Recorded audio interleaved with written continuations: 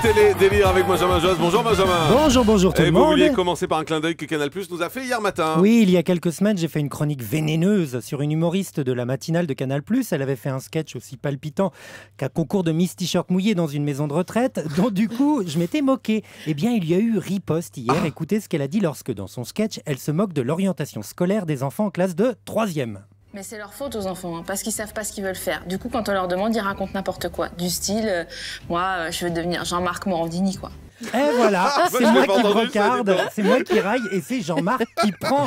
Hein, je n'avais pas réalisé que vous étiez mon bouclier, Jean-Marc, oui, ma cuirasse, mon armure. Vous êtes ma rondache, hein, c'est un grand bouclier rond. Vous avez déjà dit que vous étiez une rondache? Non, ça jamais. Bon, en tout cas, merci d'avance parce que quelque chose me dit que vous allez encore prendre des coups après cette chronique. Bah, j'ai bien l'impression, enfin j'ai l'habitude. France 3 par exemple. Eh oui, parce qu'hier vers 13h, il y avait Paris-Vermus, Paris-Cactus. Bon, attention, c'est un décrochage régional. Toute la France n'a pas le loisir de pouvoir profiter de ces 30 minutes d'indolence audiovisuelle. Seulement l'Île-de-France, chouette. Alors Paris-Vermus, Paris-Cactus, pour ceux qui ne connaissent pas, bande de vénards, c'est l'émission polémique de la 3e chaîne. C'est mon pote Paul en plus. Arrêtez, moi j'ai ça y été est. invité aussi dans cette émission. Ah oui, non mais c'est peut-être de celle-là dont il parle justement. Non, pas du tout, parce que hier déjà le débat était sur les interdits dans les écoles. Était-ce mieux avant? Et pour participer à ce débat, à droite un directeur d'école, un auteur et un pédopsychiatre, et à gauche, accrochez-vous, je vous jure que c'est vrai, 4 enfants de 12 ans. Alors pas besoin de vous dire que le débat était aussi virulent qu'une partie de catch entre deux comateux. Hein.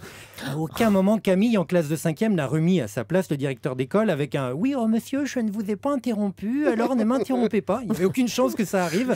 On n'a pas eu non plus, ma petite Camille, vous n'avez pas le monopole du cœur. Hein. Ça non plus, on n'y a pas eu le droit dans ce débat. Non, on a eu 3 adultes assez à l'aise, tu m'étonnes, et 4 enfants prostrés dans leur coin. Et alors, pour parfaire l'émission à Paul Vermus, l'animateur, hein, très en phase avec les enfants, j'ai vu la mâchoire d'un des bambins se décrocher quand Vermus lui a demandé « C'est quoi un mauvais comportement? C'est faire un pied de nez au maître d'école ?» Waouh, maître d'école, un pied de nez. On est presque en 2012, monsieur Vermus. Je vous rappelle qu'il y a des enfants qui viennent avec des armes blanches au collège. Vous voulez que je vous dise, j'attends avec impatience un autre débat de ce genre. Pour ou contre l'allaitement au sein, ce serait pas mal.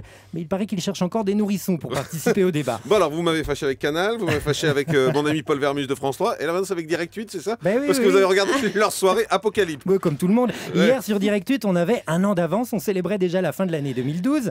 Mais c'était pas joyeux parce qu'il était question de fin du monde. Va-t-on mourir le 21 décembre 2012, comme le prédit le calendrier Maya?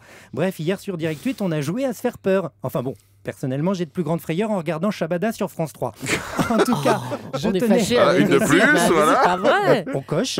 En tout cas, je tenais à rassurer les gens, ne croyez pas le calendrier Maya.